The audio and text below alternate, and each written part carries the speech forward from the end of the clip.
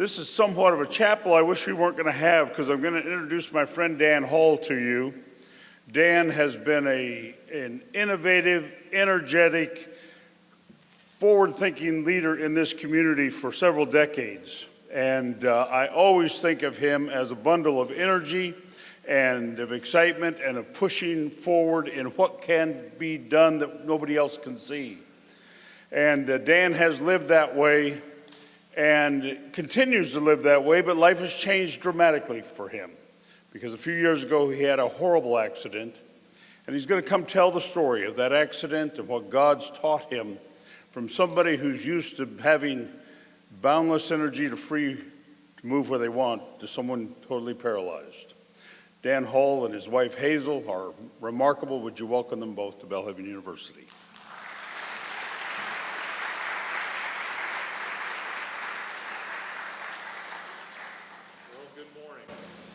Very good to see you. Thanks for the opportunity to share with you. Sorry it takes me a minute to get across the stage.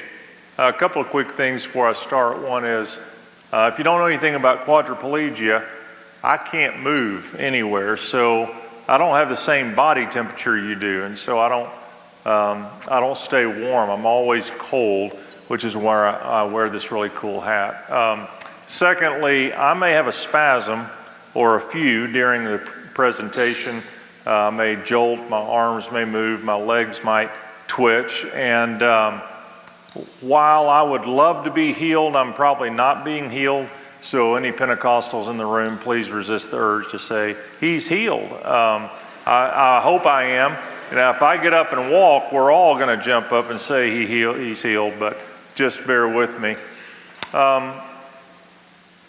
Psalm 84, 4 and 5 says this: "Blessed are those whose strength is in you, who have set their hearts on pilgrimage.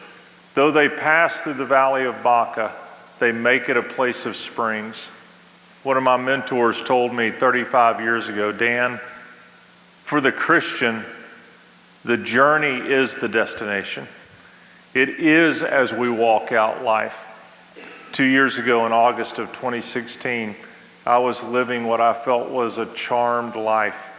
God had opened so many doors in my life. I had spent years as a senior pastor and had moved into a realm of coaching and consulting businesses and churches and pastors and leaders all over the country. And I was very blessed to be quite busy, and probably took a lot of energy and grace and even some ego and pride in that. I was at a point in my life where I was actually turning down contracts, and I had been in Atlanta serving a church for a couple of days, and I got a phone call from a client church in Houston, Texas.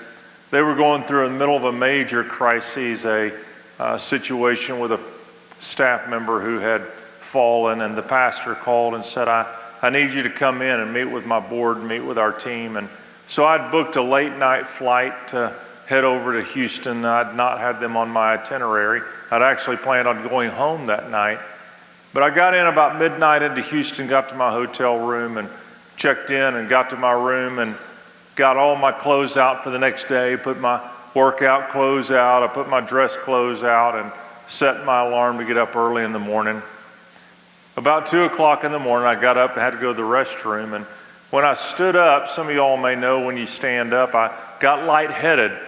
But I was pretty used to that. I've got low blood sugar, so standing up is usually a little bit lightheadedness. But as I was heading to the restroom, this night was markedly different. My head began to hurt. My things began to go black. I remember thinking, boy, this is odd. Well, I woke up the next morning, and I had apparently slept really well. In fact, when I started to try to move, I realized my shoulder wouldn't wake up. And I thought, well, that's strange. And so I started trying to move the other shoulder and realized it wouldn't move either. And in what felt like 3 or 4 minutes, and it was just milliseconds, I realized that nothing in my body could move. I hadn't fallen asleep, I had passed out. I'd had a pulmonary embolism, and it caused me to black out. I had fallen forward in the bathroom. I hit my face on a doorknob and then landed face first into the wall slid down that wall, and my face was in the corner of the wall and the floor, my mouth buried in the carpet, and I couldn't move. It dawned on me in that split second that I was paralyzed and absolutely immobile. It was 2 o'clock in the morning, pitch black, and I began to become very aware of my situation. With my mouth buried in the carpet, I had 280 pounds pressing in on my lungs, and I was having a hard time breathing. I realized I could only breathe out of one side of my mouth, and I was trying to get air into lungs that were compressed. And I realized I was in trouble. I realized things had changed drastically for me. And as I lay there, my mind began to just go in a lot of different directions. I did start to try to pray. Over the years, I've had people, the last couple of years, people would say, boy, I bet you really started praying, didn't you? And I've always felt a little uncomfortable with that question because honestly, I didn't start praying. And I feel kind of bad about that. I was raised in church. My dad was a pastor, and actually I had a drug problem from an early age. I was drugged to Sunday school, drugged to church training. I was at church all the time. And I know when people ask me that question, I know the right answer, right? I know what I'm supposed to say. Oh yeah, I began to seek the Lord, began to cry out. But I really didn't, to be honest with you. I assessed the situation, and I actually began to think, well, what am I going to pray about? I had accepted Christ as a young child, and that had never been a question in my life. I knew where I was going if I were to die, and I knew I was on the brink of death. I knew I was in danger, but then I began to think, well, what am I going to pray about? I can't really bargain with God. What am I going to bargain with him about? What am I going to say? If you'll save me, I'll do what? What am I going to add at the end of that sentence? And I remember thinking out loud, well, God doesn't really need me, so I don't have anything to bargain with him about. But as I lay there in those split seconds, realizing I didn't know what to bargain with God about, I didn't have anything I needed to deal with him about, this thought did cross my mind. I have 6 beautiful children. Right now, their ages 18 to 30 at the time, 16 to 28. And as I lay there, I remember praying this one prayer to God. God, I know you don't need me, but my kids do. And all of a sudden, I knew I had to fight for them. And so as I lay there trying to get air into my lungs, I would breathe in a little bit and I would cry for help. And then I would think about one of my children. I would think about my oldest, Hannah. I would breathe in, get as much air as I could into my lungs. I would try to cry for help. And then I would think about my next daughter, Elizabeth, and she would flash in my head like a picture. I would breathe in as much as I could get, and I would cry for help. And then I would think of my daughter, Rebecca. I would breathe in, and I would get as much air as I could. I would cry for help, and I would think about Lydia. And then I would think about Micaiah. And then I would think about Bethany. And I would start the slideshow all over again. Breathe in, cry for help, and think about the next child. And I did that for the next 7 hours, just trying to stay alive. I was told later that if I had stopped doing that, if I had passed out, I would have suffocated.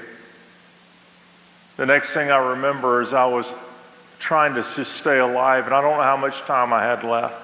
I didn't know how long it had been, but I just knew I was running out of time. And I finally heard a voice. See, I'd had a friend of mine, a client I was supposed to meet the next morning.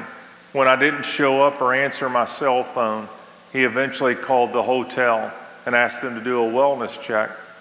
As I'm lying there suddenly in the darkness, and I'd begun to lose touch with reality, I felt like I was watching this happen to me. I heard a voice in the middle of this darkness, Mr. Hall, Mr. Hall. And the last thing I remember was him saying, somebody call 911. The next thing I remember, I was in the ER room and all kinds of machines and things going on around me. And I didn't know till later that they spent the next 3 days just trying to keep me alive. They didn't know if I was going to make it or not.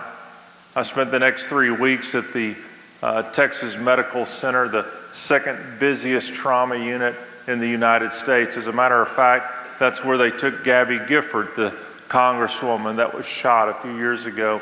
I was actually in her room.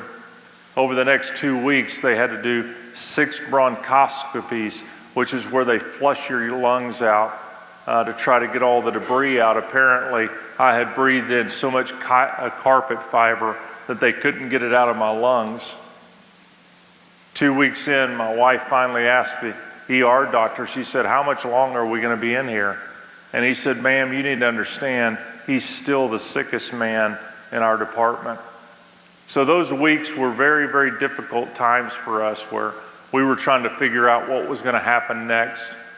Finally, they moved us into a rehab facility, and I spent the next 4 weeks in the rehab, and they really wanted me to stay a 5th week, but I ran out of insurance, and so we felt led by the Lord to leave after 4 weeks. It's amazing how insurance will do that to you. And we spent the next 5 months in Houston going through rehab there before we moved back here in February a year and a half ago. And during that time, I began to reflect on all that was going on in my life. And I just want to share with you 5 things that I feel like the Lord highlighted to me during those 3 weeks in ICU and those 5 weeks of trying to find some recovery, and the way the Lord actually moved in my life and these things that he highlighted. So if you'll give me a few minutes, I want to touch on those things that I feel like might be helpful to you as they've continued to be helpful for me.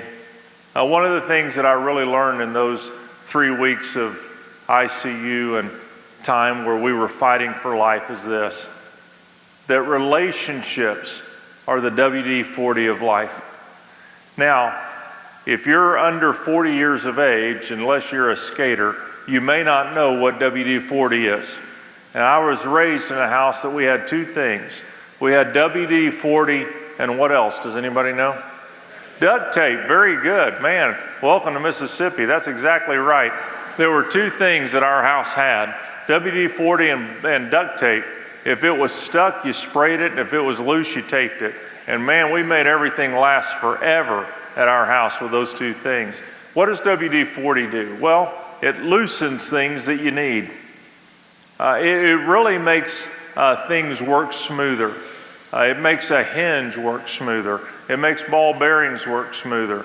It allows you to move things smoothly. What it really does is it takes necessary things and makes them go a little bit easier. You know, life is tough just in and of itself. You have challenges, you have things that you face that sometimes you just need it to go a little smoother. And boy, I learned one thing in this whole situation, that no matter what life throws at you, healthy relationships make them go smoother. And I want to touch on a few of those relationships right now. For instance, one of those relationships was my marriage. I just celebrated 31 years of marriage to my wife, Hazel. When she arrived at that medical center, she walked into that room, she saw a body attached to a bunch of machines trying to keep it alive. She walked up to me and she put her hands on me and she began to take care of me. And she has continued to walk with me the last 2 years. She has a 54-year-old baby that she takes care of. I can do nothing for myself. I can't move my hands. I can't dial a telephone. I can't lift a glass of water to my mouth. And that's pretty tough for an alpha male, for someone that's used to being very driven and getting up early and going to bed late and making a lot of my own decisions. I've got a woman that has cared for me and has loved me in the middle of all of that, who takes care of me in every little detail of my life. I was able to brush my teeth this morning because I have a woman that has loved me like none other. And it's really interesting when I look back over our life. When we got married, I remember telling the pastor that I wanted to write my own vows. I said, let me tell you something, Pastor. He got around to talking about the vows. I said, I'm going to write my own. He says, no, you're not. He said, not if I'm doing the wedding. And since it was my future father-in-law, he did have kind of a hands up on me. And I was real offended. He wasn't going to let me write my own vows. And I said, why can't I write my own vows? He said, well, number one, you don't even know what love is. Well, that really offended me because we had been in love over a year, and I knew exactly what love is. And not only that, I listened to Lionel Richie. I knew what endless love was. And I said, what do you mean I don't know what love is? He said, the other thing is you have no idea what commitment means. And I said, well, I was really offended. And he looked at me and he said, Dan, let me tell you something. For better or worse, for richer or poor, in sickness and in health, till death do you part, you can't improve on that. He says, you don't even know what you're talking about. And here I was 29 years later, and I understood what he meant. I have a woman that has loved me, that has stood with me, that has fought for me. And I was so grateful that early on, from the time we got married, we've had a date every week of our marriage. Back when we couldn't afford it, back when the government said we were poor, back when we qualified for WIC, every week we went out on a date. At one point in ICU, she looked over at me, she said, 30 years of dates have paid off. And I said, yeah, they have. And so there's a couple of things I want to say about that. If you're married, let me tell you something, invest in that marriage. I don't care how long you're married, you need to invest in that marriage. Every week, guys, let me tell you something. When you get married, keep courting your wife. Keep loving her. Keep investing in her. And for you that are single in this room, let me challenge you something. Listen to me very, very carefully. Marry well. Marry well. It's like I heard someone say one time when they said, I didn't know till death do we part lasted so long. It does. Marry well. The other thing that I was very grateful for were my children who showed up. Somebody asked me when I was 25 what success to you was. And if you'd asked me that at 25, I would have had a different answer. Maybe a big church, maybe a worldwide ministry, maybe something where lots of people were being impacted. On my 50th birthday, they threw a sweet party for me, and a lot of my friends were there. Somebody actually asked me that. They said, how do you know you've had a successful life? And my answer was simple. All 6 of my children who've moved out of the house still want to come home at Christmas. I began to realize how important it was and how much it mattered that I still invested in my children. There are many of you that are married, many of you that are not. But let me tell you this, when the time comes for you to raise your kids, invest in them. I'm grateful that I took my daughters on dates every month and I spent time with my son. Those relationships matter. And for many of you, that relationship might be other siblings or other friends. Let me tell you another one that meant something to me. At one point in ICU, with everyone still wearing all their hats and masks and gowns, I looked over at one point and I saw my 85-year-old father sitting there. My wife said he would come in and he would sit in the chair and just pray for me. I didn't even know he was there. And I thought how awesome that I was able to fight for the relationship with my dad. My dad's been my best friend, was my best man in my wedding, and who knew that at 52, I still needed him. There are some of you here today that you don't have the fortune of still having your dad or your mother in your life. Very possibly you have lost them in one way or another, and for you, I'm very, very sorry, and I know that can still be a hole in your life. For some of you, you couldn't wait to get away from your dad or your mom. And I just want to challenge you this morning. Make sure that those relationships matter. If you still have the ability to interact with your parents, invest in that.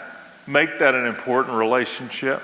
Some of you may say, well, you just don't know my dad or my mom. They're just very difficult. And I would just challenge you with this. If you've not talked to them in a while, make a phone call. Jot that letter, send that text. Because let me tell you something. In life, relationships are the WD-40. When you have healthy relationships, those friendships that you're forming now, invest in them, make them matter. Some of the friends that you're making right now will be the very ones you serve with in 30 years. They'll be the ones you call in the difficult times. Relationships matter. The church that you're involved in now, the relationships you're building there, they're going to matter at some point in your life. Treasure them, value them, invest in them. Let me tell you a second thing that I learned during all of this, and that's this: that joy is the strength that gets us through every difficulty. Joy. Remember when Nehemiah, that great verse where they discovered the scrolls when they were rebuilding the walls, or the scroll was found, and they began to read the law of the Lord, and the people began to weep, and they began to cry out, and they began to repent because they had been in sin. And Nehemiah said something very interesting. He said, quit weeping, rejoice, you have discovered the truth, and you can now celebrate. And he gave us a verse that we still have today, which is what? The joy of the Lord is your strength.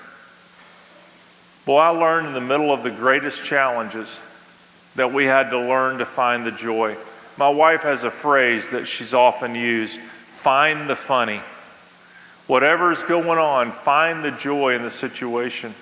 I've got, as I said, several kids, and I've got one daughter that I don't know how else to explain it, but she's fairly budget challenged. Managing money is not her greatest gift. And she can blow through money I love her, she's got so many strengths, but boy, she was the one, she just got married a year ago, and I literally sat down with her fiance before they got married, and I said, son, I'm sorry. I did the best I could. I did everything I knew to do, and I said, God bless you. I'll be praying for you, and know that you will always have an advocate with me. Give me a call anytime. And bless her heart, she earned a full scholarship to college, or I don't know what I would have done. And at one point during the ICU stay, I was in my bed, and I had gotten worried because when I realized that I had left all my stuff in my room, I needed somebody to go get all my stuff out of my room. And my daughter came in, my budget challenged daughter walked in, and she said, Dad, don't worry. We found your wallet, and good news, all the credit cards still work. Well, I was panicked. I said, get that card away from that girl. She has no idea, but we were always looking for the funny. At one point, the doctor came in, and she was looking at me, and she started asking me questions. And I said, well, everybody knows about that. She said, pardon me? I said, I was about you. She looked at my wife and said, how long has he been like this? And my wife fussed at me, Dan. Well, there was nothing wrong with me, but everybody was so heavy, I was trying to bring a little lightness to the room. And so she was grateful to find out nothing was wrong. I've discovered this, guys. It is our privilege to find the joy in situations. No matter what's going on in your life, no matter what's happening, the joy of the Lord. Remember in Proverbs where it says that a joyful heart, a cheerful heart, does good like medicine. I know that you're in challenging times and you're facing challenging situations. We all do. But the joy of the Lord is our strength. Well, let me give you the third thing that I think is important. You see, joy just doesn't show up. You don't walk down an aisle and get joy. Gratitude is the pathway to joy. The way you cultivate joy in your life is learning to be grateful. Every morning, my wife and I would start the day or end the day by going through a list of all the things we were grateful for that day. Even in ICU, we were grateful for the little things. We were grateful that my blood pressure was beginning to stabilize. We were grateful that I was able to finally have a piece of ice, because forever I wasn't allowed to drink. It felt like forever It was 4 weeks before I was able to put any water on my tongue. And I was so parched. And I remember the day that I was able, my grateful list was, they gave me 1 piece of ice to suck on today. Let me tell you, whatever you're going through right now, learn to be grateful. Begin to list the things that you're grateful for, the things that have made today just a little bit easier. Go to the next thing real quick, because I think this is important. You know what? I don't know why this happened to me. I don't know why I'm having to go through what I'm going through. But I can tell you this, I learned this lesson. How I respond to the unexplained is infinitely more important than getting answers to the unexplained.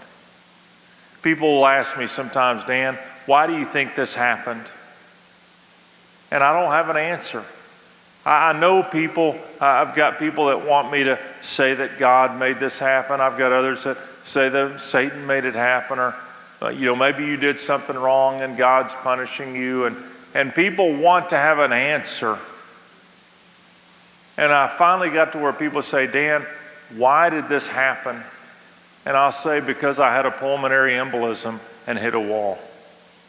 That's the best I can do. You remember in the Old Testament, Joseph? Joseph had a dream one day that he was going to rule over his brothers.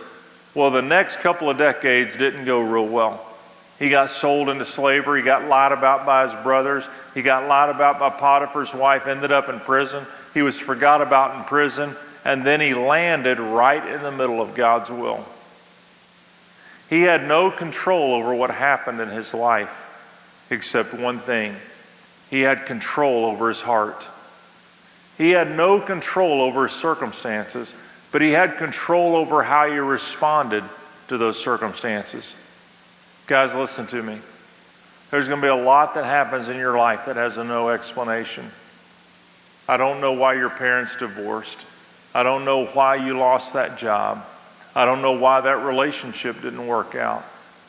I don't know why you had that miscarriage. I don't know why a lot of things happen. But I can tell you this, how you respond to it is far more important many times than trying to explain why it happened. And I want to encourage you that whatever you're facing, whatever you're looking at, there are some situations that there is no explanation. There's only a response. And I want to challenge you to respond rightly. And then the last thing that I really got drilled into me was this. And this will take a little bit more explanation. It's all about grace. You see, people ask me, why did this happen? And I go, I don't know. But then they'll ask this sometimes, why did it happen to you? And I'm always a little uncomfortable with that question, because what it presupposes is one of two things. Either you deserve this. Why did it happen to you? What did you do that was so wrong that God punished you, or this happened to you, or why did this happen? I don't know why I had a pulmonary embolism. I was athletic, I was moving, we've tried to come up with some of those answers, and I don't know, was I a bad person that deserved this? Or was I a good person that something bad happened to? Because we really struggle with that, don't we? Why do bad things happen to good people? Well, as I look at that, I think, well, number one, I'm not a good people. So I don't know why it happened, but did I really deserve this? And then I think, well, I guess I could have deserved it. And then I look at the whole picture of life and I go, I don't know where to put this. I've been in 27 different countries. I've walked on the trash heaps in Manila where 1 million people live and scavenge off the trash heaps. I've been in Rwanda after the genocide in '94, and I've seen the killing of nearly 1 million people, many of them innocent. And I wouldn't have known how to answer that question. Because when I look across the landscape of life, if I were to try to understand why good people face challenges and bad people seem to prosper, I don't know why Hugh Hefner, the founder of Playboy, would live such a long, prosperous life when my 48-year-old godly sister died a wretched death to ovarian cancer. I don't know where to put that. What I do know is this, that there is a God who loves me. There is a God who never forsakes me. And I'm so grateful He doesn't deal with me on what I deserve. And that there is grace in every moment to face whatever I'm dealing with. As I wrap up this morning, I've thrown a lot of stuff at you. I don't know where you are. I don't know what you're facing. And I don't know if anything that I've said may have touched you, but I would hope it did. I would hope that maybe out of this you would say, man, I've got some relationships I need to invest in, or maybe in my life I need to cultivate joy through gratitude. Maybe you're facing things that you don't understand. And today's a great opportunity for you to say, God, I may not understand it, but I trust you. And I'm going to keep my heart right, and I'm going to keep my mind focused. And I'm so grateful that whatever I'm facing, there is grace for it. Can I pray for you real quick before I turn it back over to Scott? Father, I'm just grateful for your grace in our life. And I ask right now that whatever we're facing, we can draw on you. We can pull from you. And I ask right now that you would meet us in a very personal and tangible way in the life that we're living. And I speak blessings on each of these men and women in this room as you guide them and walk with them. In Jesus' name, amen. God bless you.